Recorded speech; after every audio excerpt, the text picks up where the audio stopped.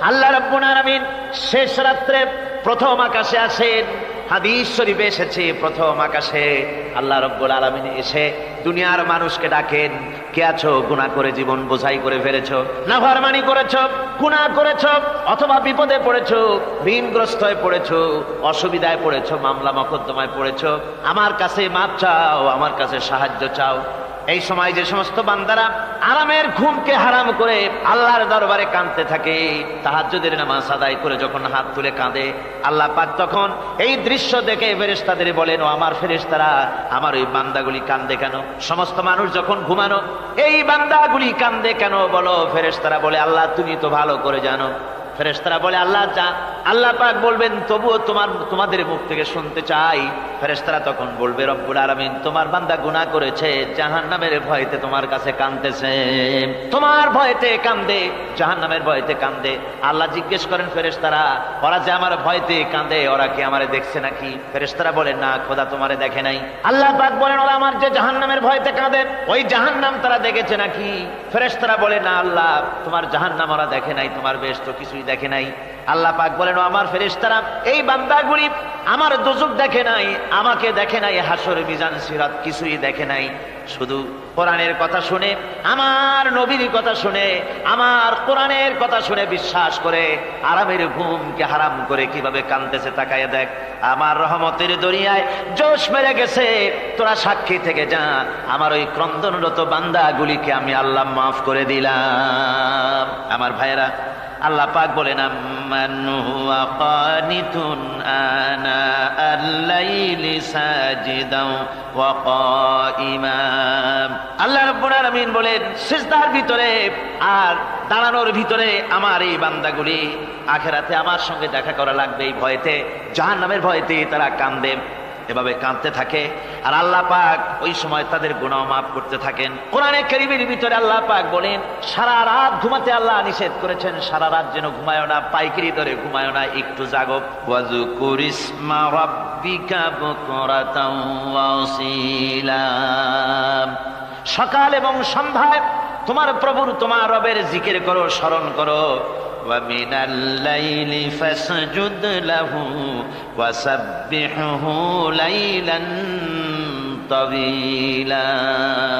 তোমার রাতের বেলায় রাতের একটা অংশ সেজদায় অবনত হও, আর রাতের দীর্ঘ সময় ঘুমায় থেকো না, হয় একটা লম্বা সময় ঘুমাও, কিন্তু একটা অংশ রাখো যে সময় তুমি আমার দরবারে সেজদায় পড়ে যাবে, কাঁদবে।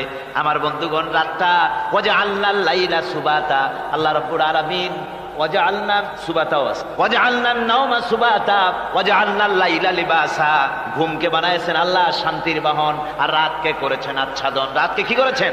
আচ্ছাদন। রাতকে একটা পর্দা লাগিয়ে দিয়েছেন, রাতের পর্দা। যেহেতু প্রেম ভালোবাসা ঢোল পিটায় করা যায় না, ঢোল পিটায় প্রেম করা যায় যায় না, মানুষকে দেখায় দেখায় প্রেম ভালোবাসা করা যায় না। এটা হলো দুনিয়ার রীতিনীতি, দুনিয়ায় যেটা মানুষেরা করে। আসল সবচাইতে বড় ভালোবাসার পাত্র হলেন আল্লাহ, মাশুক হলেন আল্লাহ, আশেক হলো মানুষ। আশেক এবং মাশুকের ভিতরে প্রেম বিনিময় হবে, ভালোবাসার আদান প্রদান হবে, কথোপকথন হবে। এজন্য দিনের কোলাহল পূর্ণ অবস্থায় তা হয় না বলে রব্বুল আলামিন বলেন, আমি তোমাদের জন্য রাতকে একটা আচ্ছাদন, একটা পর্দা বানায় দিয়েছি। এই রাতের পর্দার ভিতরে থেকে আমারে ডাকো, আমাকে, আমার কাছে তুমি আমাকে ডাকো, একটা লম্বা সময় নিয়ে আমাকে বলতে থাকো, আমাকে ডাকতে থাকো। আল্লাহ পাক তার নবীকেও বলেছেন, ইয়া আইয়ুহাল মুযাম্মিলু কুমিল লাইলা ইল্লা কালিলা। হে চাদর আচ্ছাদিত ব্যক্তি, রাত্রিকালে সালাতে দণ্ডায়মান থাকো, কিন্তু কম, সারা রাত জাগার দরকার নেই। একটা অংশ জাগো, যখন তুমি আমার জন্য কাঁদবে, আমার জন্য সেজদায় পড়ে থাকবে।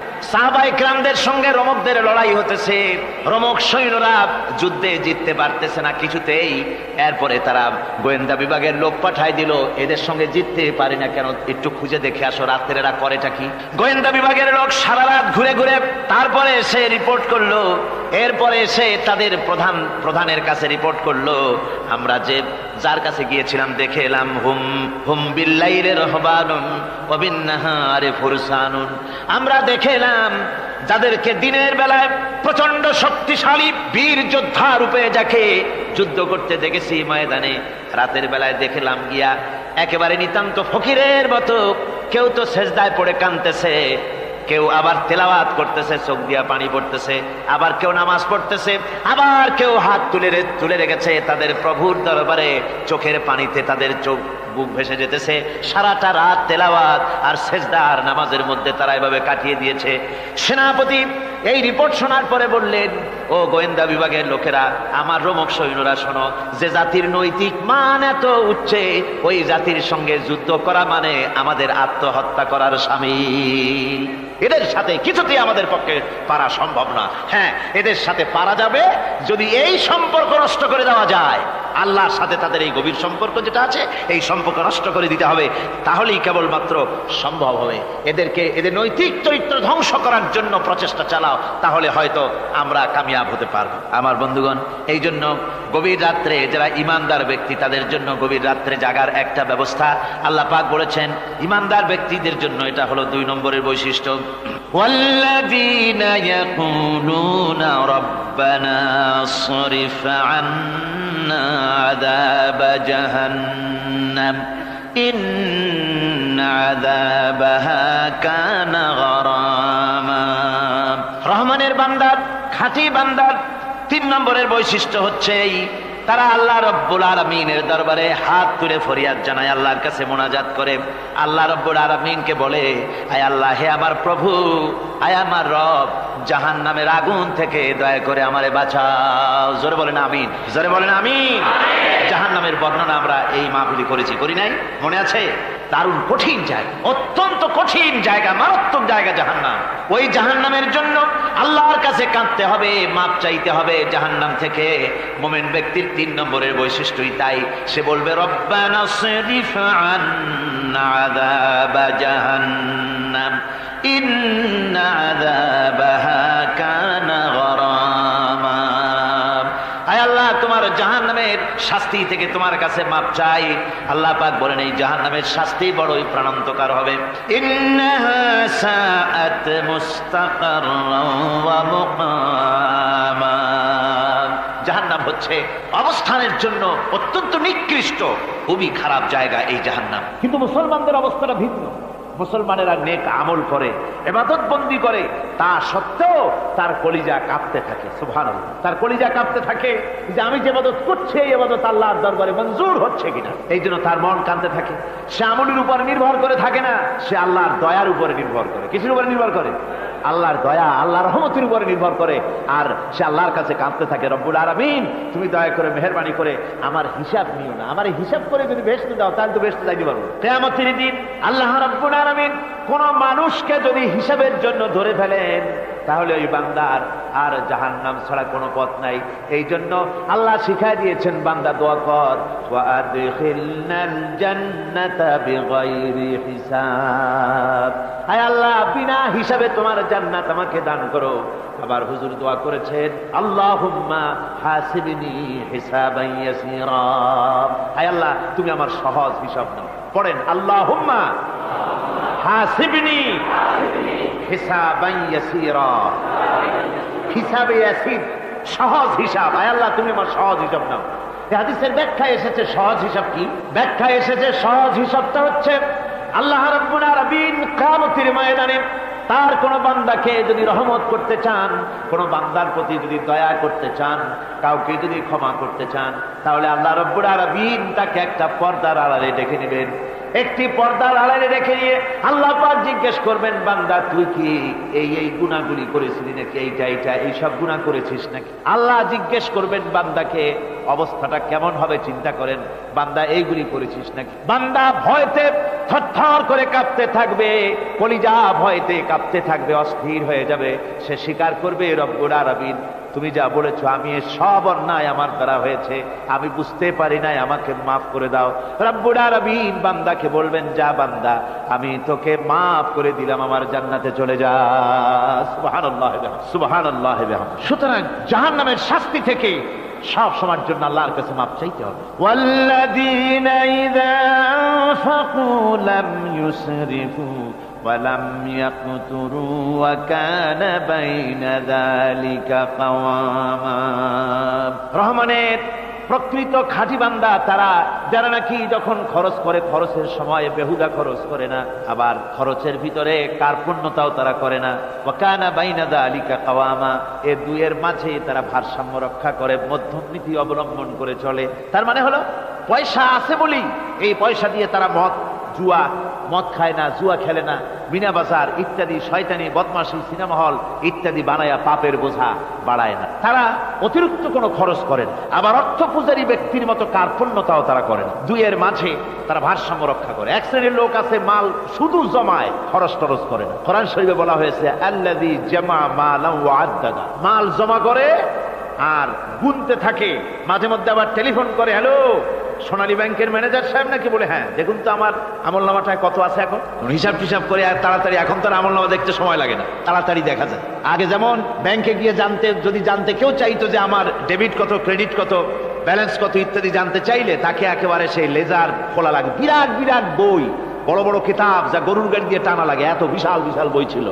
এখন সেগুলি সংক্ষিপ্ত হয়ে একেবারে কম্পিউটারের মধ্যে ঢুকানো হয়েছে। কম্পিউটারের ভেতরে রয়েছে একটা ছোট্ট যন্ত্র যার নাম হলো মাইক্রোচিপস, একেবারে এতটুকু ছোট্ট মাইক্রোচিপ। এই মাইক্রোচিপসের ভেতরে হাজার হাজার ক্লায়েন্টসদের ডেবিট ক্রেডিট, তাদের ট্রানজেকশন, তাদের ব্যালেন্স সব কিছু রয়ে গেছে।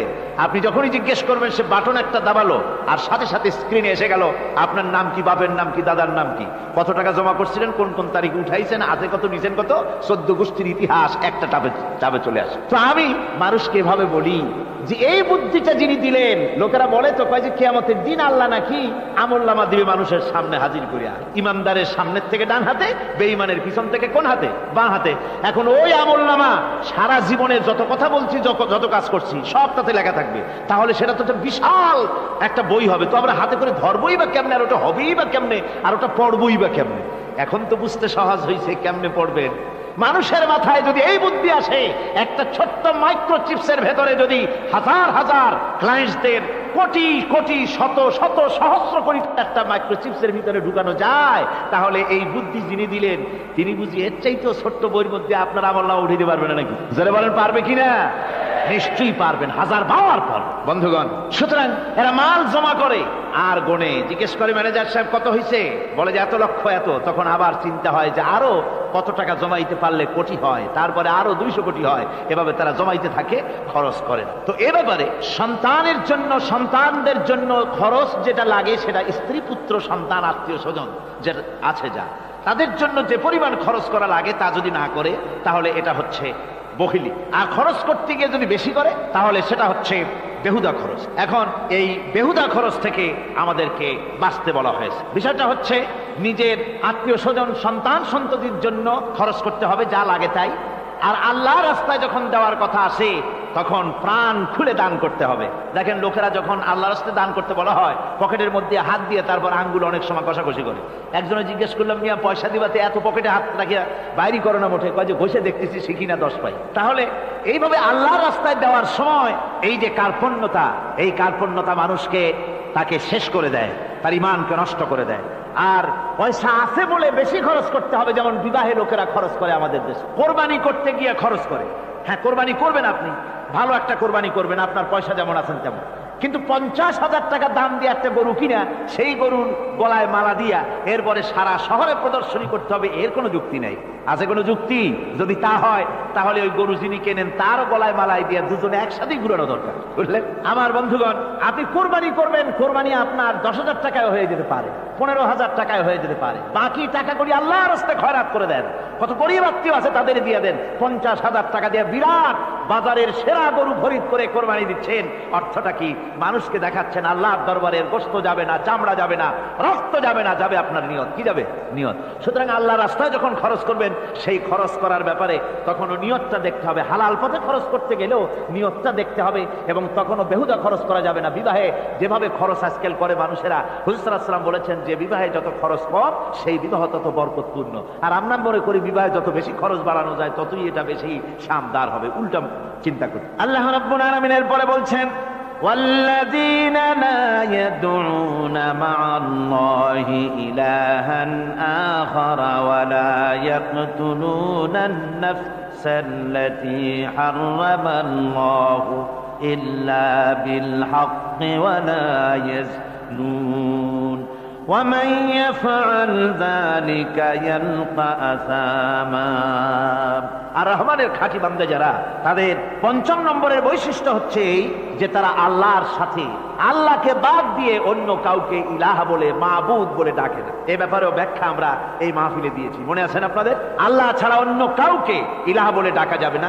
ওয়ালা ইয়াকতুলুনা আন-নাফসাল্লাতী হারামাল্লাহু ইল্লা বিল হক। আর আল্লাহ যে সমস্ত প্রাণকে, আর ওই লোকেরা যারা নাকি আল্লাহ ছাড়া, ইমাম রহমানের বান্দা যারা, তারা একদিকে তো আল্লাহ ছাড়া অন্য কাউকে ডাকে না, মাবুদ বলে স্বীকার করে না, অন্যদিকে আল্লাহর হারাম করা প্রাণগুলিকে তারা ধ্বংস করে না। অর্থাৎ আল্লাহ যাদেরকে হত্যা করতে নিষেধ করেছেন, প্রাণীদেরকে হত্যা করতে, মানুষ হত্যা করতে নিষেধ করেছেন, আল্লাহর নিষেধ, আল্লাহ যেগুলি জায়েজ করেছেন সেগুলি বাদ দিয়ে হত্যা করা, এগুলি তারা করে না। ওয়ালা ইয়াজনুন, আর তারা জেনা ব্যভিচারেও লিপ্ত হয় না। এটা হচ্ছে যে এই সমস্ত লোকগুলি তারা গুনাহ থেকে মুক্ত থাকতে চেষ্টা করে, তারা আল্লাহ ছাড়া আর কাউকে রব বলে ডাকে না, ইলাহ বলে ডাকে না, মাবুদ বলে ডাকে না। হযরত ইবনে মাসউদ রাদিয়াল্লাহু তাআলা আনহু বলেছেন, তিনি রাসূল পাক সাল্লাল্লাহু আলাইহি ওয়াসাল্লামের কাছে জিজ্ঞেস করেছিলেন, হে রাসূল, সবচেয়ে বড় গুনাহ কি? হুজুর বলেছেন সবচেয়ে বড় গুনাহ তিনটা। সবচেয়ে বড় গুনাহটা কয়টা? রাসূল পাক সাল্লাল্লাহু আলাইহি ওয়াসাল্লাম বলেছেন সবচেয়ে বড় গুনাহ হচ্ছে তিনটি। একটি হচ্ছে, তুমি যদি কাউকে আল্লাহর সমতুল্য প্রতিদ্বন্দ্বী বানিয়ে যদি তার কাছে কিছু চাও, তাহলে এটা সবচেয়ে বড় গুনাহ। সন্তান দিতে পারেন আল্লাহ, তোমাকে রোগমুক্ত করতে পারেন আল্লাহ, আল্লাহ যা করতে পারেন এই সব বিষয়গুলি যদি মানুষের কাছে চাও, তাহলে তুমি আল্লাহর জায়গায় তাকে বসালে, এটা সবচেয়ে বড় গুনাহ। আর 2 নম্বরের গুনাহ হচ্ছে, নিজের সন্তান তোমার খাবার খাবে, তোমার খাবারে সন্তান ভাগ বসাবে, এই ভয়তে সন্তানকে হত্যা করা, এটাও বিরাট পাপ। আর 3 নম্বরে হচ্ছে প্রতিবেশীর স্ত্রীর সঙ্গে জেনা করা, এটা হলো আরেকটি। মোট 3টি গুনাহ বলেছেন রাসূলুল্লাহ, সবচাইতে মারাত্মক গুনাহ। তার মধ্যে এই গুনাহগুলি তো আমাদের সমাজে চালু আছে। একদিকে সমাজের ভেতরে রয়েছে আল্লাহ ছাড়া মানুষের কাছে, মাজারের কাছে গিয়া, কবরের কাছে গিয়া, কবরওয়ালার কাছে চাওয়ার এই রেওয়াজ চালু আছে। এই রেওয়াজ কি চট্টগ্রামে কমেছে না বেড়েছে? কমেছে। জোরে কোন আলহামদুলিল্লাহ। কমে গিয়েছে, আগের তুলনায় বহুত কমেছে। যারা এই মাজারকে নিয়ে ব্যবসা করে, তারা অনেকে বলেছেন যে আমাদের ইনকাম আগে যা ছিল তার থেকে 4 আনায় নেমে গিয়েছে, 12 আনাই শেষ। জোরে কোন আলহামদুলিল্লাহ। জোরে বলেন আলহামদুলিল্লাহ। এই মাজার পূজা থেকে বাঁচতে হবে। 2 নম্বরে রয়েছে, সমাজের ভিতরে চালু আছে এই যে সন্তান হত্যা করা, এই হত্যা করার এক রেওয়াজ চালু আছে। এরপরে রয়েছে এমনি মানুষকে হত্যা করা। কলেজ ইউনিভার্সিটিতে যেভাবে মানুষ হত্যা করা হচ্ছে, এরা জানে না নিজের আদর্শকে প্রতিষ্ঠার জন্য আন্দাজ এবং অনুমানের উপরে ভিত্তি করে জেদ করে মানুষকে হত্যা করছে। কি বলেন, করে না? আল্লাহ রাব্বুল আলামিন বলেন, ওয়ামান ইয়াকুতুল মুমিনান মুতাআম্মিদান ফাজাযাউহু জাহান্নাম খালিদিনা ফিহা আবাদান। আল্লাহ রাব্বুল আলামিন বলেন, মুমিন বান্দা কি কেউ যদি ইচ্ছে করে কাউকে হত্যা করে, তাহলে তার জায়গা হবে জাহান্নাম, তার আর কোনো শাস্তি নাই, একমাত্র জাহান্নামই হবে তার শাস্তি, চিরকাল জাহান্নামের ভিতরে থাকতে হবে। জোরে বলেন নাউজুবিল্লাহ।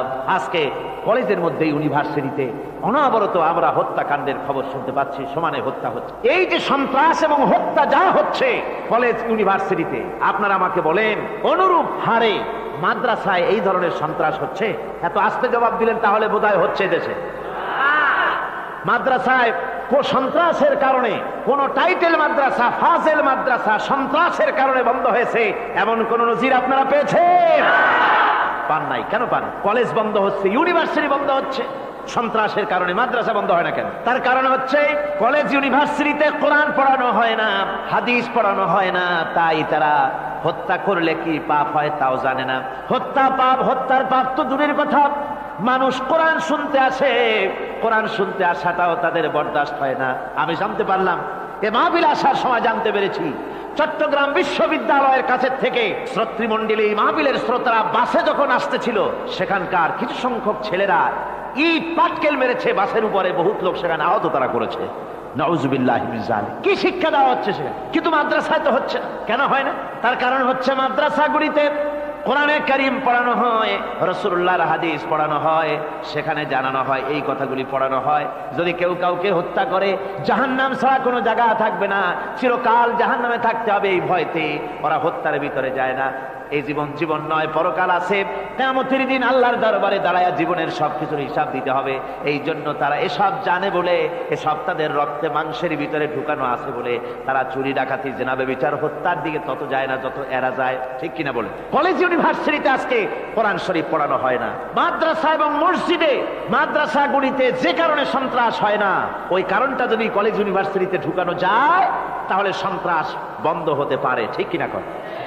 আমার ভাইরা, আজ বাংলাদেশে যে কয়টা ইউনিভার্সিটি আর যতগুলি কলেজ আছে, এদেশের সাধারণ মানুষের রক্তার্জিত পয়সা দিয়েই এই কলেজ ইউনিভার্সিটি চালানো হয়, কিন্তু সেখানে কোরআন শরীফের তাফসীর পড়ানো হয় না, হাদিস শরীফ পড়ানো হয় না, হয় সব পড়ানো হয়, কিন্তু কোরআনে কারীমের তাফসীর পড়ানো হয় না, হাদিস শরীফ পড়ানো হয় না।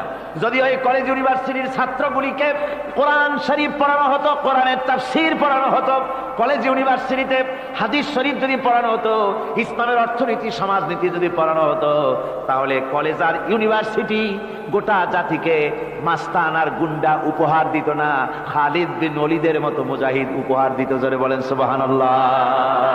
আজকে গোটা জাতির চিন্তা চেতনা ধারণার বহির্ভূত সেখান থেকে সন্তান আমরা পাচ্ছি। আজকে সেখানে ছেলে পাঠাচ্ছে বাপ, ছাত্র ছেলে পাঠাচ্ছে, ছেলে লেখাপড়া করে সেখান থেকে ভালোভাবে পাশ করে আসবে, চাকরি বাকরি করবে, মা বাপের সুখের কারণ হবে। কিন্তু দেখা যায় কিছুদিন পর সেখান থেকে চলে আসে সন্তান লাশ হয়ে বাপের ঘরে ফিরে এলো। কি শিক্ষা হচ্ছে? এই শিক্ষা ব্যবস্থার আমূল পরিবর্তন হওয়া দরকার। আপনারা অবাক হবেন, শিক্ষা ব্যবস্থার পরিবর্তন হওয়া দূরের কথা, কোরআন হাদিস কলেজ ইউনিভার্সিটিতে পড়ানো তো দূরের কথা, নামাজের জন্য কোনো তাগিদ নাই। কোন কলেজে কোন ইউনিভার্সিটিতে এরকমের তাগিদ আছে যে যারা মুসলমান ছাত্র জোহরের আযান হয়ে যাবে সব ছাত্র শিক্ষককে বাই হুক এন্ড ক্রুক মসজিদে যেতে হবে, 5 ওয়াক্ত নামাজ বা জামাত আদায় করতে হবে, এমন হুকুম আছে? আছে। এরপরেও ছেলেরা যে যতটুকুন ভালো আছে, ও তো বাস ভাঙছে ইউনিভার্সিটির সামনে পাইয়া, ওরা লাঠি ঠাঙ্গা নিয়ে যে দূর আসে না, এই তো কপাল। কথা বুঝতে পেরেছেন? ওদের তো কিছু শিখানো হয় না, কিচ্ছু, অর্থাৎ চরিত্র সৃষ্টি তাদের করানো হয় না। নামাজের তাগিদ নাই, রোজার তাগিদ নাই, ওজন একটা আলাদা জগৎ। যুবতী মেয়ে, যুবতী ছেলে, যুবক ছেলে পড়াশোনা করে কো এডুকেশন, সহশিক্ষায়, একসাথে যুবক পুরুষ আর যুবতী মহিলা একসাথে ওঠা বসা করছে, একসাথে পিকনিক করতে কোথায় হারায় যাচ্ছে, কি করতেছে না করতেছে দেখারও কেউ নাই। জোরে কর নাউযুবিল্লাহ। আজ তাই এক কথায় ইউনিভার্সিটিকে এদেশের একজন কবি বলেছিলেন ডাকাতদের গ্রাম। এখন শুধু ডাকাত না, মানে ডাকাতদের একেবারে আড্ডাখানা হয়ে গিয়েছে, অস্ত্রবাজির আড্ডাখানা হয়ে গিয়েছে। তাদের চরিত্র নষ্ট করার জন্য, ইসলামের থেকে তাদের মনকে ফিরিয়ে দেওয়ার জন্য বইপত্রের অভাব নাই, কোরআন হাদিসের অভাব আছে সেখানে, কিন্তু তাদের মন মগজ ইসলাম থেকে যেন ফিরে যায় এজন্য তাদেরকে বইপত্র দেওয়া হয়। যেমন সেই যুগের নাম করা কবি ছিল ইমরাউল কায়েস, খুব নাম করা কবি ছিল। তার কবিতার বই সাবায়ে মুআল্লাকা আজও পর্যন্ত মাদ্রাসা শিক্ষার উচ্চ শিক্ষায় এবং ইউনিভার্সিটি শিক্ষায়, সেখানে আধুনিক শিক্ষার উচ্চ শিক্ষায় সেখানে এ বই এখনো পড়ানো হয়। এই বইটির লেখক অর্থাৎ নাম করা কবির ছিল অনেকগুলি শত্রু। একদিন তার প্রাণের শত্রু তাকে ঘিরে ফেলেছে মরুভূমির ভেতরে, বলছে, তারা দুজন ছিল সংখ্যায়, বলল যে তোমাকে আমরা হত্যা করব। ইমরাউল কায়েস যখন দেখলো যে এদের হাত থেকে বাঁচার কোনো পথ নাই, তখন সে বলল, দেখো তোমরা তো আমাকে মারবে, কিন্তু একটা কথা আমি তোমাদেরকে বলি, আমাকে মারার পরে আমার দুটো মেয়ে আছে, মেয়ে দুটিকে একটি খবর পৌঁছে দেবে। কি খবর? বলে আমাকে মারার পর আমার বাড়ি গিয়ে মেয়ে দুটিকে গিয়ে বলবে, ইয়া বানাতি ইমরাউল কায়েস ইন্না আবাকুমা। বাস এই কথাটুকুন বলে দেবে। তো যারা হত্যা করবে তারা চিন্তা করলো যে এই কথার দ্বারা তো আমরা হত্যা করেছি, তা তো প্রমাণিত হবে না, সুতরাং মারতে অসুবিধাটা কি? তারা মেরে ফেললো। মারার পরে মরুভূমির ভিতরে তাকে গেড়ে দিয়ে এরপরে এই দুইজন লোক ওয়াদা পালন করার জন্য ইমরাউল কায়েসের বাড়ি গেছে। বাড়ি গিয়ে বলছে মেয়ে দুটোকে ডেকে যে, হে মেয়েরা, তোমাদের পিতার সঙ্গে মরুভূমিতে আমাদের দেখা হলো, তারপরে তোমার পিতা আমাকে তোমাদেরকে একটা কথা বলতে বলেছেন, সেটা হলো এই, ইয়া বানাতি ইমরাউল কায়েস ইন্না আবাকুমা। শোনা মাত্রই মেয়ে দুটি চিৎকার করে কেঁদে উঠেছে। তাদের চিৎকার শুনে আশেপাশের লোকেরা এসে জিজ্ঞেস করলো, তোমরা কাঁদছো কেন? কয় যে এই দুটি লোক আমার পিতাকে হত্যা করেছে। কি করে বুঝলে? এই যে এদের কাছে আমার আব্বা একটা খবর পাঠাইছেন, খবরটা হলো ইয়া বানাতি ইমরাউল কাইস ইন্না আবাকুমা। ওরা বলছে এতে ওরা হত্যা করেছে, তা কি করে বোঝা গেল? এর অর্থ তো হচ্ছে যে হে ইমরাউল কায়েসের মেয়েরা নিশ্চয়ই তোমার পিতা। তো নিশ্চয়ই তোমার পিতা কি খায় না ঘুমায় না বিদেশে গেছে, কি করে বোঝা গেল যে সে নিহত হয়েছে? মেয়ে দুটি বলছে দেখো আমার পিতা যে কবিতার পংক্তি বলেছেন এর দ্বিতীয় লাইন আমরা জানি কি হবে। ইয়া বানাতি ইমরাউল কায়েস ইন্না আবাকুমা, এর দ্বিতীয় লাইন হবে কাদ কুতিলা ওয়া কাতিলুহু লাদাকুমা। এর দ্বিতীয় লাইন হবে নিশ্চয়ই তোমার পিতা নিহত আর হত্যাকারীরা দুজনই তোমাদের সম্মুখে উপস্থিত। এখন আপনারা চিন্তা করেন যে মহিলারা পর্যন্ত সেই যুগে কতখানি বুদ্ধিমতী, কতখানি তারা বুৎপত্তি সম্পন্না ছিল সেই যুগের মহিলারা পর্যন্ত, পুরুষ তো দূরের কথা। তো জ্ঞান বুদ্ধি সবই ছিল, সব থাকা সত্ত্বেও এই যে তারা চুরি করত, ডাকাতি করত, জিনা করত, ব্যভিচার করত একটি জিনিসের অভাবে। কয়টি জিনিসের অভাবে? সেই জিনিসটা হচ্ছে ওদের কাছে ওহির জ্ঞান ছিল না। ওহির জ্ঞান না থাকার কারণে ওদের এই চরম দুরবস্থা হয়েছিল। আর রাসূল পাক সাল্লাল্লাহু আলাইহি ওয়াসাল্লাম ওহির জ্ঞান দিয়ে ওই জাতিকে গোটা পৃথিবীর মধ্যে শ্রেষ্ঠ জাতিতে পরিণত করে দিয়েছিলেন। আজকে আমাদের দেশের শিক্ষা ব্যবস্থায় ওই ওহির জ্ঞান নাই, যার ফলে আমাদের দেশে ছেলেরা শিক্ষিত হয় কিন্তু সেই যুগের লোকেদের মতো হতে পারছে না, কলেজ এবং ইউনিভার্সিটি ওই ধরনের লোক তৈরি করতে পারছে না। আমার বন্ধুগণ, সে যুগের থেকে আমরা উন্নতি অনেক করেছি, উন্নতি বিশেষ বিশেষ ক্ষেত্রে এই করেছি। সে যুগের লোকেরা তারা যারা চোর ছিল, চুরি করত, তারা লেখাপড়া জানতো না। আজকে যারা চুরি করে তারা তো কমসে কম ম্যাট্রিক পাস। সে যুগে যারা ডাকাতি করত তারা লেখাপড়া জানতো না, আজকের যারা ডাকাত তারা কমসে কম বিএ পাস। আগের যুগে সেই যুগে যারা নাকি মানুষ হত্যা করত তারা লেখাপড়া জানতো না, আর আজকে যারা মানুষ হত্যা করে তারা রীতিমতো শিক্ষা গ্রহণ করে কোথায় কেমনে আঘাত দিলে তাড়াতাড়ি মরে এটা জেনে শুনে ট্রেনিং নিয়ে তারপরে মানুষকে হত্যা করে। অগ্রগতি উন্নতি এতটুকুন হয়েছে, কিন্তু মৌলিক মানবীয় গুণাবলী সৃষ্টি করার জন্য কোরআনের অবদানের কোনো বিকল্প নাই। জোরে কোন সুবহানাল্লাহ। আমি গত 4 দিন আপনাদের সামনে কোন সূরা আলোচনা করেছি? সূরা ফুরকান। আমি সূরাটিকে শেষ করতে পারবো না, মানে মাঝখান থেকে আলোচনা করতে পারবো না, যেহেতু সময় নেই, আজকেই তো শেষ হয়ে যাবে। সেই জন্য আমি বেছে নিয়েছি সূরা ফুরকানের শেষ রুকুটি আপনাদের সামনে আজকে আলোচনা করব, যেখানে আল্লাহ রাব্বুল আলামিনের খাঁটি বান্দা তৈরি করার পরিকল্পনা আল্লাহ দিয়েছেন। খাঁটি বান্দা হওয়ার জন্য আল্লাহ পাক একটা ফর্মুলা বলেছেন, সেই ফর্মুলাটা আজকে আমরা এখানে আলোচনা করব। এই ফর্মুলা দিয়েই জনাবে মুহাম্মদ রাসূলুল্লাহ সাল্লাল্লাহু আলাইহি ওয়াসাল্লাম একটি সুন্দর সমাজ সৃষ্টি করেছিলেন। একটি আর্থ সামাজিক সুন্দর সমাজ বিনির্মাণে যে ধরনের লোক তৈরি করা দরকার ছিল, এই কোরআনে কারীমের মাধ্যমেই রাসূল পাক সে ধরনের লোক তৈরি করেছিলেন। আসুন শয়তানের ওয়াসওয়াসা থেকে পানাহ চেয়ে নিয়ে আমরা কথা শুরু করি। আউযু বিল্লাহি মিনাশ শাইতানির রাজীম। বিসমিল্লাহির রাহমানির রাহিম। মুফিদুর রহমান সাহেব আমাকে খবর দিলেন, ওনার কাছে খবর এসেছে যে মানুষ ভিড়ে এবং চাপে শ্বাসরুদ্ধ হয়ে মরে যাওয়ার উপক্রম হয়ে যাচ্ছে বিভিন্ন জায়গায়। তা আমি আপনাদেরকে অনুরোধ করব, যিনি যেখানে আছেন সামনের দিকে বাড়ার কোনো চেষ্টা করবেন না। রাস্তায় থাকেন, ড্রেনের পাশে থাকেন, গাছের উপরে থাকেন, ছাদের উপরে থাকেন, যেখানে থাকেন সেখানে বসে পড়েন। রাস্তা তো ট্রাফিক বন্ধ করে দেওয়া হয়েছে, গাড়ি ঘোড়া এসব রাস্তায়, এ মাহফিলের চারদিকের সমস্ত রাস্তার গাড়ি ঘোড়া বন্ধ করে দেওয়া হয়েছে। ফলে আপনারা রাস্তার উপরে বসে পড়েন, দাঁড়িয়ে থাকবেন না। দাঁড়াতে গেলেই মানুষের চাপে হেলাধুলা করবেন, পড়ে যাবেন, হাত পা ভেঙে যাওয়ার প্রাণান্তকার দশা হওয়ার সম্ভাবনা হবে। সুতরাং আমি সকলকে অনুরোধ করছি, মেহেরবানি করে কোরআনের সম্মানে, এ মাহফিলের সম্মানে আপনারা যার যার জায়গায় বসে পড়েন। কেউ দাঁড়িয়ে থাকবেন না, আর মোটেই চাপাচাপি করবেন না, কেউ কথা বলবেন না, আর দাঁড়াবেনও না। শয়তানের ওয়াসওয়াসা থেকে পানাহ চেয়ে পরম করুণাময় আল্লাহ রাব্বুল আলামিনের নামে শুরু করছি। তাবারাকাল্লাযী জাআলা ফিস সামাই বুরুজাও ওয়া জাআলা ফিহা সিরাজাও ওয়া কমারাম মুনীরা ওয়া হুয়াল্লাযী জাআলাল লাইলা ওয়ান নাহারা খিলফাতান লিমান আরাদা আন ইয়াযাক্কার আও আরাদা শুকুরা। সাদাকাল্লাহুল আযীম। অতীব বরকতশালী সেই মহান সত্তা যিনি আকাশ সমূহকে বুর্জ সমূহ দিয়ে যিনি সংস্থাপন করেছেন, বুর্জ স্থাপন করেছেন এবং তাতে একটি প্রদীপ স্থাপন করেছেন আর আলোকমণ্ডিত এক উজ্জ্বল চাঁদ স্থাপন করেছেন। আর তিনি রাত এবং দিনকে পরস্পরের স্থলাভিষিক্ত বানিয়েছেন। লিমান আরাদা আইয়াযাক্কারা আও আরাদা শুকুরা, তাদের জন্য যারা এর থেকে উপদেশ অর্জন করতে চায়, জ্ঞান লাভ করতে চায় এবং শুকর আদায় করতে চায়। শুকর আদায়কারীর জন্য, জ্ঞান অন্বেষণকারীদের জন্য আল্লাহ পাক এগুলি করেছেন। এখানে বুর্জ শব্দের অর্থ হচ্ছে প্রাসাদ বা সুদৃঢ় স্থাপত্য। প্রাচীন খগোল বিজ্ঞানে বুর্জ বলা হতো সেই 12টি কক্ষপথকে। কোন মুফাসসির এই বুর্জকে বলেছেন গ্রহকে বুর্জ হিসাবে তারা ব্যাখ্যা করেছেন।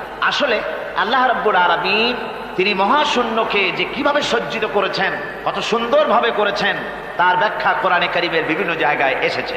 আল্লাহ পাক বলছেন, ওয়ালাকাদ জাআলনা ফিস সামাই বুরুজা ওয়া যায়্যানাহা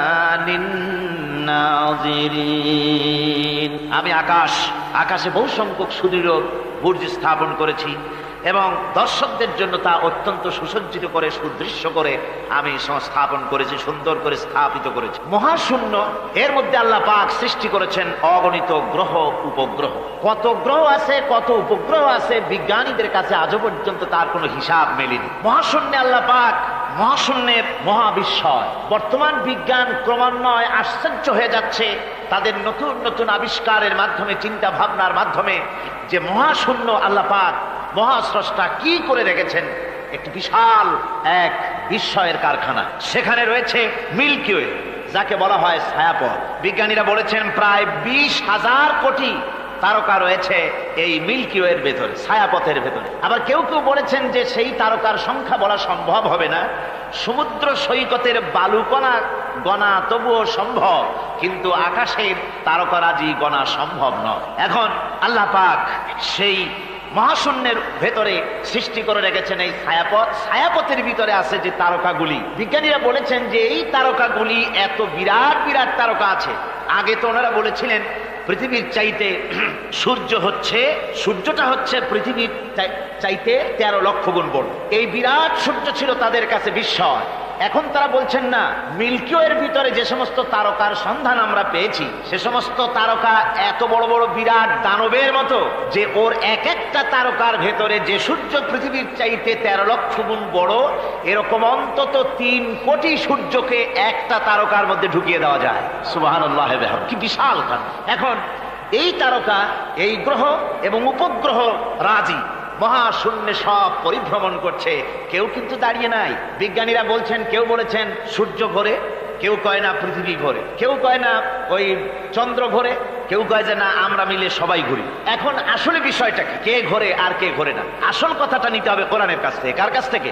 ওই চন্দ্র সূর্যের স্রষ্টা যিনি, মহাবিশ্বের স্রষ্টা যিনি, তিনি বলতে পারবেন যে আসলে ঘোরে কে। আল্লাহ রাব্বুল আলামিন বলেন, ওয়া কুল্লুন ফি ফালাকিন ইয়াসবাহুন। মহাশূন্যের পরে যা কিছু আছে সব সন্তরণশীল, সব গতিশীল, কেউ দাঁড়িয়ে নাই, সব সাঁতার কাটতেছে, সব ছোটাছুটি করছে। তা আবার এত দ্রুত গতি, এক একটা যে গতির কথা আমরা চিন্তা করতে পারবো না। ভীষণ তীর্যক গতিতে সব ছুটছে, কিন্তু ওখানে আবার কোনো ট্রাফিক পুলিশ নাই। আছে নাকি ট্রাফিক পুলিশ? আমাদের দেশে রাস্তাঘাটে কত ট্রাফিক পুলিশ আর কত ট্রাফিক সিগন্যাল লাইট। একদিকে ট্রাফিক পুলিশের হাতছানি, আর একদিকে ট্রাফিক লাইটের চোখ রাঙানি।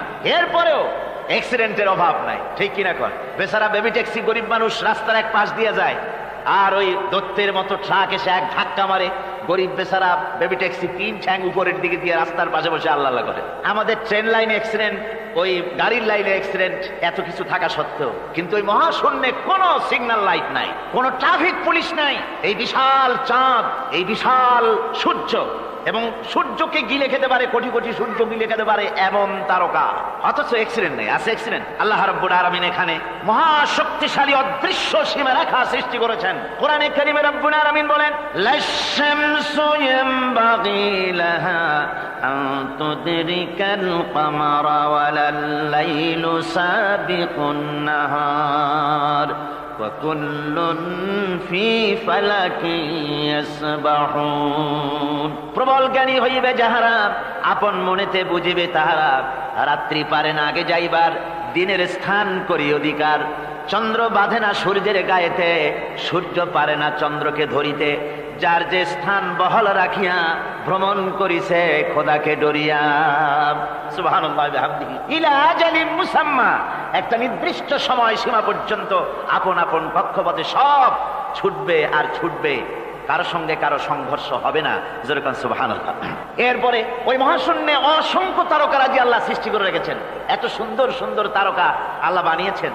আল্লাহ রাব্বুল আলামিন বলেন, ওয়ালাকাদ যায়্যানাস সামাআদ দুনিয়া বিমাসাবিহা ওয়াজআলনাহা রুজুমান লিশ-শায়াতিন।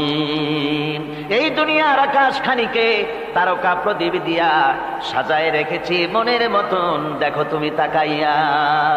কি সুন্দর করে তারকাগুলি বানিয়ে রাখলাম, তাকিয়ে দেখো। বিজ্ঞানীরা বলেছেন এমন এমন অনেক তারকা আছে যা আমরা চোখে দেখি না, খালি চোখে ধরা পড়ে না। ওই তারকা এত ঊর্ধ্বে, ওই তারকা যেদিন তৈরি করা হয়েছে সেদিন থেকে নিয়ে আজ পর্যন্ত ওই তারকাগুলির আলো পৃথিবীর মাটি স্পর্শ করে নাই। সুবহানাল্লাহ। অথচ আলোর গতি হচ্ছে প্রতি সেকেন্ডে 1,86,000 মাইল। এই এক এর সেকেন্ড এক, আপনার একে বলা হয় লাইট ইয়ার, আলোকবর্ষ। এই হিসাবে সেকেন্ড, এই হিসাবে মিনিট, এই হিসাবে সপ্তাহ, মাস এবং বর্ষ। এরকম অসংখ্য লাইট ইয়ার, আলোকবর্ষ চলে গিয়েছে, আজও পর্যন্ত সেই তারকার আলো পৃথিবীর মাটি স্পর্শ করে নাই। তাহলে সেই তারকা কোথায়? সুবহানাল্লাহ বলে। যারা একটু আল্লাহরে গাল দিতে পারে, একটু আল্লাহ এবং ইসলামকে অস্বীকার করতে পারে, তারা আবার হিরো হয়ে যায়। দেখছেন না অবস্থা? হিরো হয়ে যায়। ওরা বলে আল্লাহ নাই, আকাশ দেখে বলে যে মহাকাশ, আসলে তো মহাকাশ না, ওটা অনেক দূরে, তাই নীলা নীলা দেখা যায়, অন্ধকার অন্ধকার ওরকম নীল রঙের দেখা যায়, আসলে আকাশ বলতেও কিছু নাই। এরপরে ইউরি গ্যাগারিন, যিনি প্রথম মহাশূন্য পরিভ্রমণ করেছিলেন, তিনি মহাশূন্য পরিভ্রমণ করে ফিরে এসে বলেছিলেন, মহাশূন্য পরিভ্রমণ করে ফিরে এলাম। মুসলমানেরা যাকে আল্লাহ বলে, খ্রিস্টানের যাকে গড বলে, আল্লাহ আর খ্রিস্টান সেই গডের অস্তিত্ব লক্ষ লক্ষ মাইলের কোথাও দেখি নাই, পাই নাই। আমি বলি বেকুব, আল্লাহরে তুমি দেখবা, তুমি তো তোমার নিজের শরীরও দেখো না। তোমার মাথাটার পেছনটা দেখতে কেমন, তোমার পিঠটা দেখতে কেমন, তোমার বডির একদম পেছনের অংশটা দেখতে কেমন, তা কি জিন্দিগিতে আয়না ছাড়া দেখতে পেরেছো কোনোদিন? নিজের শরীরই দেখতে পাও না, আর শরীরের স্রষ্টা মহান আল্লাহকে দেখতে চাও, দারুণ দুঃসাহস পোষণ করতেছে। আল্লাহ পাকের ওই মহান সৃষ্টি, এই বিশাল সৃষ্টির তুলনায় আমাদের অবস্থান কোথায়? আমাদের অবস্থান হচ্ছে মহাসমুদ্রের ভিতরে কাগজ দিয়ে নৌকা বানায়া যদি ছেড়ে দেওয়া যায়, তো মহাসমুদ্রে কাগজের নৌকাটার যে অবস্থা, এই আল্লাহর মহাবিশ্বে মহাশূন্যের ভেতরে স্পেস, মহাশূন্য আল্লাহর মহাসৃষ্টি, এর ভেতরে আমাদের অবস্থানও আটলান্টিক মহাসাগরে কাগজের নৌকাটা যেমন, আমাদের পৃথিবীর অবস্থাটা তেমন। সুবহানাল্লাহ। আল্লাহ কত বিরাট! সুবহানাল্লাহ। আমার বন্ধুগণ, আল্লাহ পাক বলছেন যে এইভাবে করে আমি চন্দ্র সৃষ্টি করেছি এবং সূর্য সৃষ্টি করেছি। ওয়াজআলা ফিহা সিরাজাম ওয়া কামারাম মুনীরা, সেখানে একটা প্রদীপ আমি জ্বালিয়েছি, সেই প্রদীপটা হচ্ছে সূর্য।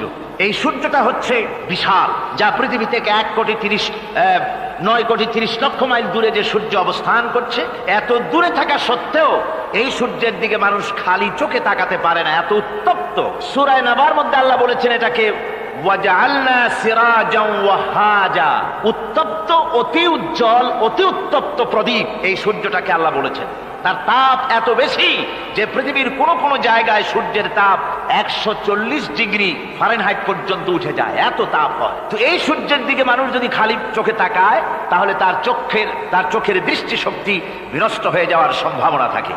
এই সূর্য দিয়ে আল্লাহ পাক ফসল পাকান, এই সূর্য দিয়ে জীবকুলের প্রাণ শক্তির সঞ্চার করেন আল্লাহ পাক। এই সূর্য, বিজ্ঞানীরা বলেছেন, একটা বই আছে, লেখকের নাম আমার মনে নাই, man does not stand alone. এই বইয়ের ভিতরে এই বিজ্ঞানী লিখেছেন, আল্লাহর সৃষ্টি রহস্য সম্পর্কে লিখেছেন যে সূর্য যেখানে এখন আছে, স্রষ্টা নিশ্চয়ই একজন আছেন, তিনি বলছেন যে সূর্য যেখানে আছে ওখান থেকে যদি কিছু নিচে নেমে আসতো সূর্য, তাহলে গোটা পৃথিবী পুড়ে ছাই হয়ে যেত। আর যেখানে আছে ওখান থেকে যদি কিছু উপরে উঠে যেত, গোটা পৃথিবী হিম শীতলতায় গোটা পৃথিবী ফ্রিজ হয়ে যেত। অথচ একটা একটা মাপা একটা জায়গায় আল্লাহ পাক এই সূর্যকে রেখেছেন, সুবহানাল্লাহ পড়েন। আবার চন্দ্রকেও এমন একটা মেজারমেন্ট করা জায়গায় আল্লাহ রেখেছেন, এই চন্দ্র যদি উপরে উঠে যেত, যেখানে আছে সেখান থেকে গোটা পৃথিবীটা মরুভূমি হয়ে যেত, আর যেখানে আছে সেখান থেকে যদি নিচে নেমে আসতো কিছুটা, তাহলে গোটা পৃথিবী বন্যায় প্লাবনে গোটা পৃথিবী ভেসে চলে যেত, সুবহানাল্লাহ বিহামদিহি। এই চন্দ্রকে আল্লাহ পাক এভাবে রেখেছেন, সূর্যকে এভাবে রেখেছেন। আবার এই সূর্যের রয়েছে অতি বেগুনি রশ্মি, সেই অতি বেগুনি রশ্মি যেন এমন একটা পাওয়ার আছে সূর্যের, যে সূর্যের তাপ যদি পৃথিবীর মানুষ গায়ে লাগে, ওই রশ্মিটা যদি লাগে, সৃষ্টি জগতের ক্যান্সার হবে, সৃষ্টি জগৎ মরে যাবে, বাঁচতে পারবে না, অসুখ করবে। সেজন্য ওজোন স্তর একটা আল্লাহ বানিয়ে রেখেছেন, ওজোন একটা স্তর, যেটাকে বিজ্ঞানীরা এখন বলছেন গ্রিন হাউস এফেক্ট। এই ওজোন স্তরে ফাটল ধরেছে, বিজ্ঞানীরা লক্ষ্য করেছেন ওজোন স্তরে ফাটল ধরে সূর্যের সেই ক্ষতিকারক পাওয়ারটা পৃথিবীর মাটির কাছে চলে আসতেছে। এখন এটাকে ঠেকাবার ব্যবস্থা করা হচ্ছে। আমার বন্ধুগণ, এটা কেন হচ্ছে?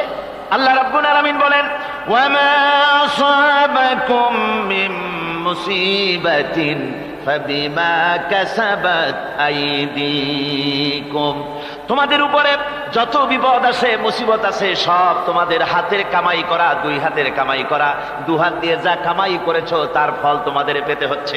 গ্রিন হাউস এফেক্ট কেন হলো? কারণ হচ্ছে আমাদের গাড়ি থেকে যে কার্বন ডাই অক্সাইড কালো ধোঁয়া আমরা বের করি, আমাদের মিল কলকারখানা থেকে যে চিমনি থেকে কালো ধোঁয়া বের হয়, এগুলিকে শোষণ করার জন্য, এগুলিকে নষ্ট করার জন্য হলো গাছ। গাছ হলে মানুষের বন্ধু। আমরা জনমের মতো গাছ কাটি, লাগাই না। এভাবে করে প্রকৃতির ভারসাম্য আমরা নষ্ট করেছি। আমরা প্রকৃতির ভারসাম্য নষ্ট করবার জন্য ইচ্ছে করে দেশের পাহাড়গুলিকে ধ্বংস করছি, অথচ আল্লাহ পাক বলেছেন এই পাহাড় পৃথিবীর ভারসাম্য রক্ষার জন্য, প্রকৃতির ভারসাম্যকে রক্ষা করার জন্য আমি পাহাড় সৃষ্টি করেছি। জোরে বলেন সুবহানাল্লাহ। মানুষ এভাবে নিজের সর্বনাশ নিজেই করতেছে। আল্লাহ পাক বলছেন এভাবে করে আমি সব কিছুকে একটা সুন্দর পদ্ধতি দিয়ে সৃষ্টি করেছি। আর ওই যে আলোকমণ্ডিত চাঁদ, ওই চাঁদ সম্পর্কে প্রশ্ন তুলেছে কাফেরেরা, যে চাঁদটা কি? ওয়ায়াসআলুনাকা আনিল আহিল্লাম কুল হিয়া মাওয়াকিতু লিন্নাস। আল্লাহ রাব্বুল আলামিন বলেন, নবী আপনাকে প্রশ্ন করা হয় চাঁদের ক্রমবর্ধমান এবং ক্রমহ্রাস সম্পর্কে, যেটা কি আপনি তাদেরকে বলে দেন আমি এই চাঁদকে একটা প্রাকৃতিক ক্যালেন্ডার বানায়া, চিরস্থায়ী ক্যালেন্ডার বানিয়ে তাম পৃথিবীর মানুষের জন্য আকাশে ঝুলায় রেখেছি, মহাশূন্যে টানায় রেখেছি, যেন প্রতিদিন রাত্রি বেলায়, দিনের বেলায়, রাতের বেলায় তারা দিন রাত মাস বছর গণনা করতে পারে। এই জন্য বিনা পয়সার একটা ক্যালেন্ডার আমি ঝুলায় রাখছি। জোরে বলেন সুবহানাল্লাহ। এমনি করে চাঁদ এবং সূর্যকে আমি সৃষ্টি করে দিই। আল্লাহ পাক বলেন, وهو الذي جعل الليل والنهار خلفة لمن أراد أن يذكر أو أراد شكورا। আর আমি দিন এবং রাতকে একে পরস্পরের স্থলাভিষিক্ত বানিয়েছি, যারা শুকর আদায় করবে আর যারা এর দ্বারা জ্ঞান অর্জন করবে তাদের জন্য। অর্থাৎ তারা এগুলি দেখে মনে করবে যে এগুলি খালি খালি না। এই যে রাত আসতেছে, দিন আসতেছে, দিন এবং রাত্রের এই যে পরিবর্তনটা, এর মধ্যে রয়েছে নিদর্শন। সূরা আলে ইমরানের মধ্যে আল্লাহ পাক বলেন, ইন্না ফি খালকিস সামাওয়াতি ওয়াল আরদি ওয়াখতিলাফিল লাইলি ওয়ান নাহার লাআয়াতিন লিউলিল আলবাব। যারা নিশ্চয়ই আমার এই সৃষ্টি রহস্য সম্পর্কে, দিন এবং রাতের পরিবর্তনের ব্যাপারে যারা চিন্তা করে, গবেষণা করে, তাদের জন্য আমি অনেক কিছু চিন্তার বিষয়ের মধ্যে রেখে দিয়েছি।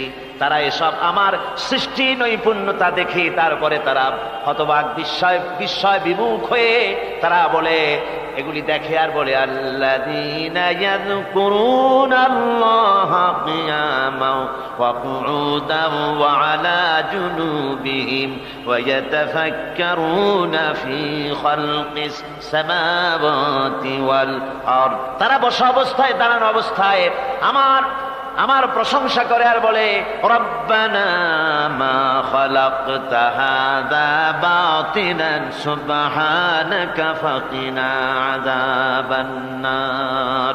আয় আল্লাহ পাক, তুমি কোনো কিছু খেল তামাশার বিষয়বস্তু করে তৈরি করো নাই, অতএব জাহান্নামের শাস্তি থেকে তুমি আমাকে রক্ষা করো। আল্লাহর নবী বলেছেন, আল্লাহর সৃষ্টি নৈপুণ্যতা সম্পর্কে যদি কোনো বান্দা 1 ঘন্টা চিন্তা করে, 1 ঘন্টা যদি গবেষণা করে, চিন্তা করে, রব্বুল আলামিন তার আমল নামা আমলনামায় 60 বছরের নফল ইবাদতের সওয়াব লিখে দেন। জোরে বলেন সুবহানাল্লাহ।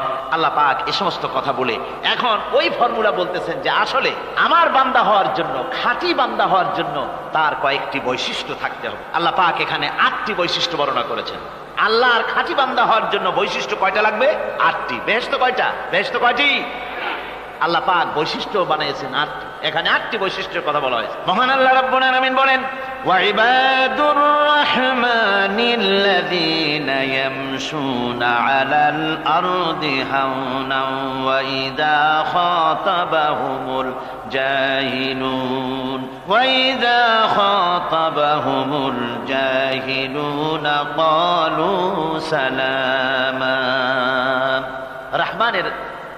রহমানের খাঁটি বান্দা তারা, রহমানের আসল বান্দা তারা যারা নাকি জমিনের উপর থেকে যখন হাঁটে খুব বিনয় বিনম্রতার সাথে তারা চলে। ওয়াইদা খাতাবাহুমুল জাহিলুন, আর যখন জাহিলরা তাদের সঙ্গে কথাবার্তা বলতে আসে তখন তারা তাদেরকে বলে তোমাদের প্রতি সালাম, এই বলে তারা চলে। অর্থাৎ এই 8টি বৈশিষ্ট্যের প্রথম বৈশিষ্ট্য ধরা হয়েছে চালচলনকে। ইমানদার খাঁটি বান্দা যারা, তাদের চাল চলন সম্পর্কে প্রথম বৈশিষ্ট্য ধরা হয়েছে। তার মানে হচ্ছে নির্লজ্জ, স্বৈরাচার, মাস্তান, গুন্ডা, বদমাশ, অত্যাচারী, এদের চাল চলন এক ধরনের। আবার অন্যদিকে ব্যক্তিত্ব সম্পন্ন, মর্যাদাবান, এরপরে শিক্ষিত, ভদ্র, মার্জিত, তাদের চালচলন ভিন্ন ধরনের। এই দুই শ্রেণীর চালচলন কি একরকম হয় নাকি? একরকম হয় না। তার কারণ হচ্ছে ব্যক্তির চালচলনের মাঝেই তার অবস্থাটা বোঝা যায় যে আসলে লোকটি কেমন। আল্লাহ রাব্বুল আলামিন এই কথার দ্বারা এটা প্রমাণ করতে চান যে মোমেন বান্দা যারা হবে, আল্লাহর খাঁটি বান্দা যারা হবে, তাদের পরিচয় দেওয়া লাগবে না। তাদের চালচলন দেখে, তাদের হাঁটা দেখে, তাদের চলা দেখে, তাদের বলা দেখে, তাদের আচরণ দেখে লোকেরা বুঝতে পারবে যে ইনি হচ্ছেন আল্লাহর একজন খাঁটি বান্দা, একজন মোমেন ব্যক্তি, কথা বুঝতে পারবে। আর সে ব্যক্তি জমিনের উপরে চলবে খুবই বিনম্র ভাবে। কোরআনে কারিমে অন্য জায়গায় আল্লাহ রাব্বুল আলামিন বলেছেন, ওয়ালা তামশি ফিল আরদি মারহান ইন্নাকা লান তাখরিকাল আরদা ওয়া লান তাবলুগাল জিবালা তুলা। আমার জমিনের উপরে অহংকারের পদবরে হেঁটো না, আমার জমিনের উপরে অহংকার করে জমিনের উপরে হেঁটো না। তুমি জমিনের উপরে অহংকার করে হেঁটে পদাঘাত দিয়ে আমার এই জমিনকে ফাটায় দিতে পারবে না। আর তুমি লাভ দিয়ে আমার আকাশে, আমার পাহাড়ের উচ্চতাও তুমি ছাড়িয়ে যেতে পারবে না।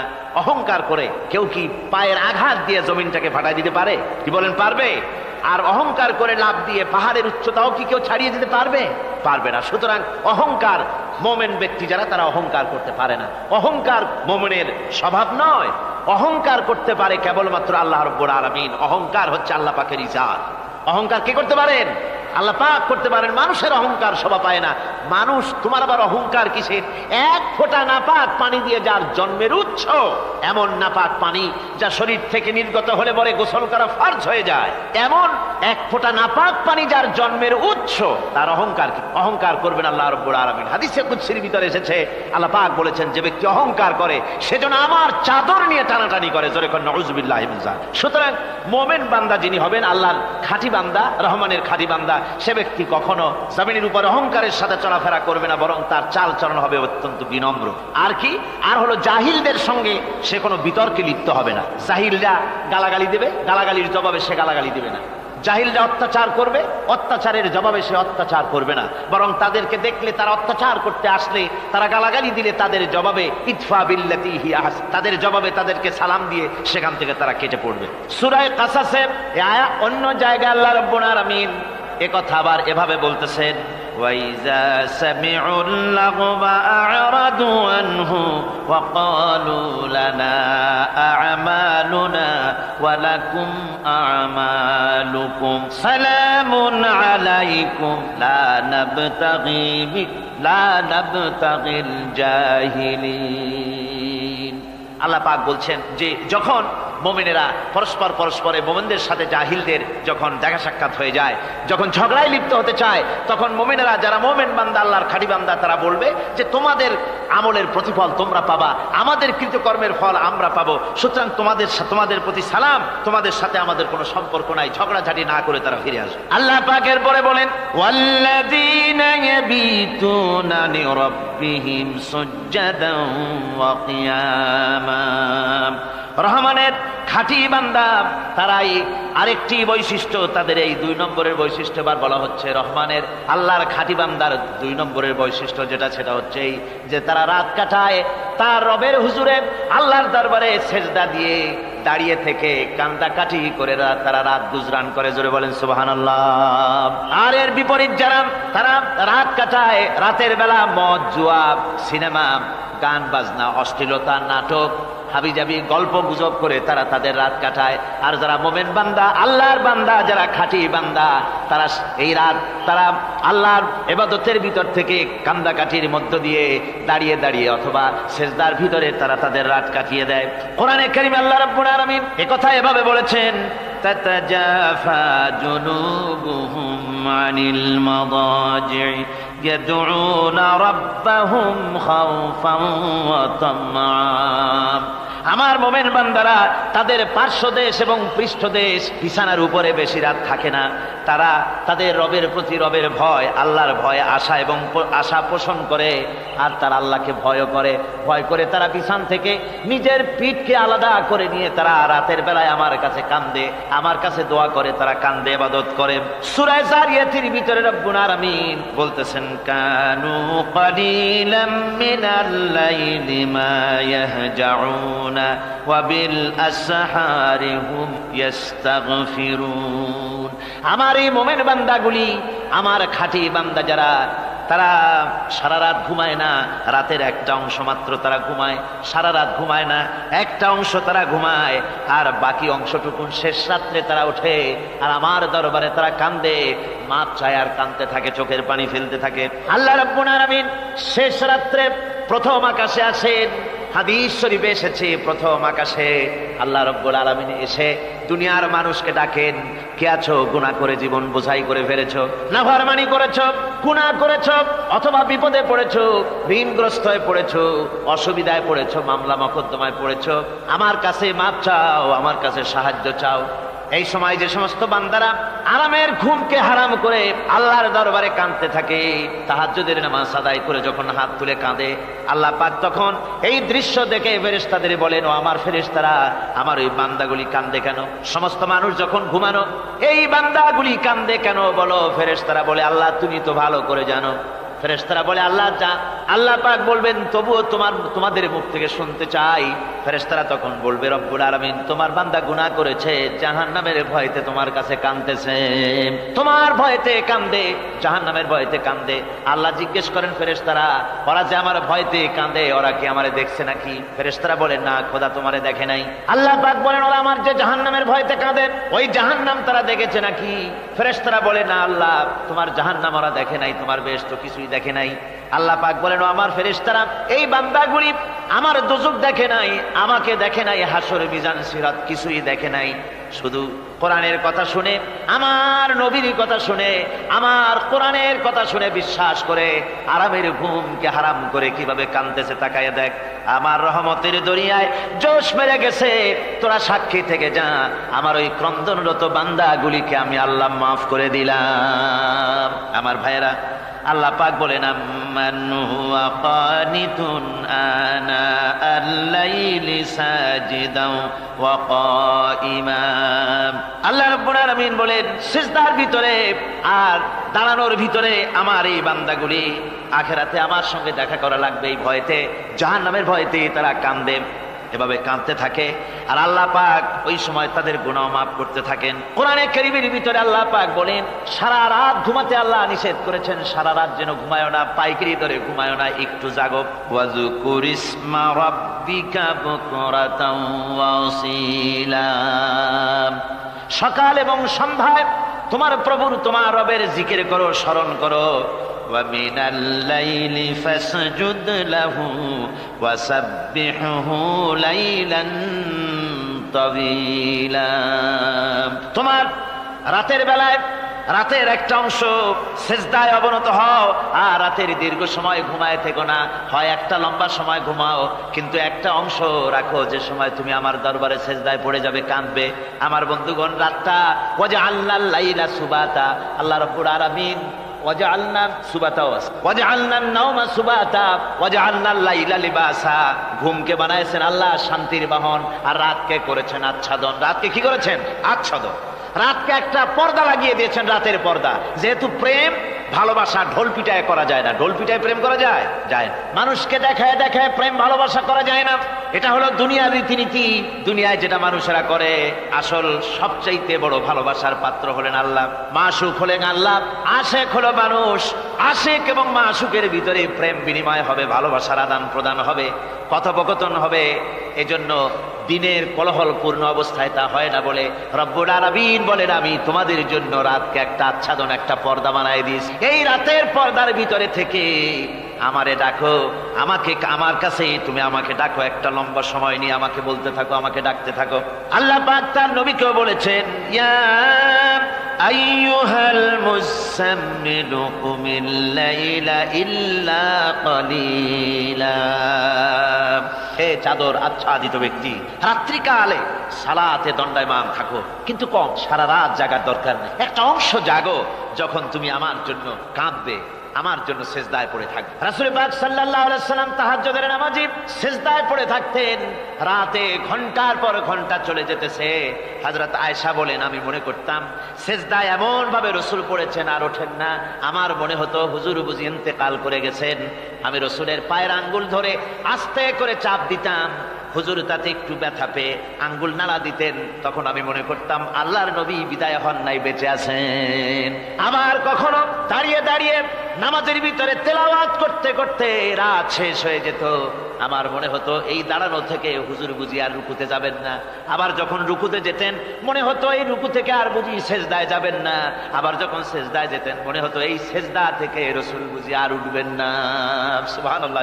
সাহাবায়ে কেরাম জিজ্ঞেস করতেন, হে রাসূল, হযরত আয়েশা জিজ্ঞেস করে, হে রাসূল, আপনি এত কাঁদেন কেন, এত ইবাদত করেন, এত রাত জাগেন? হযরত আয়েশা বলেছেন, আল্লাহর নবী দাঁড়িয়ে দাঁড়িয়ে তেলাওয়াত করতে করতে, দাঁড়িয়ে দাঁড়িয়ে নামাজ পড়তে পড়তে পাও মোবারক, কদম মোবারক এমন ভাবে ফুলে যেত, সকালবেলায় জুতার মধ্যে পাও ঢুকতো না। সুবহানাল্লাহ। এইভাবে রাসূল পাক কষ্ট করতেন। জিজ্ঞাসা করতে, এত ইবাদত কেন করেন? আপনার তো আগের পিছের সমস্ত গুনাহ আল্লাহ মাফ করেছেন, কোনো গুনাহ আপনার নাই। তবু আল্লাহ বলে দিয়েছেন, নবী আপনার আগের পিছের সব মাফ, তারপরেও এত কাঁদেন কেন? আল্লাহর নবী বলেছেন, ও সাহাবীরাও, আমার স্ত্রীরা শোনো, আমি কি আমার বান্দার, আমি আমার আল্লাহর শুকরগুজারকারী বান্দায় কি আমি পরিণত হব না? যে আল্লাহ আমাকে এত নিয়ামত দিয়েছেন, আমি কি সেই আল্লাহর শুকরগুজার হব না? রাসূলুল্লাহ এভাবে কাঁদতেন। সুতরাং প্রত্যেকটি মুসলমানকে রাতের বেলায় আল্লাহর দরবারে হাত তুলে কাঁদতে হবে, মোনাজাত করতে হবে, রব্বুল আলামিন যে গুনাহ করেছি, আমি যত গুনাহ করেছি, আমাকে তুমি নেয়ামত যা দিয়েছো, এই নেয়ামত তুমি না দিলেও পারতে, তুমি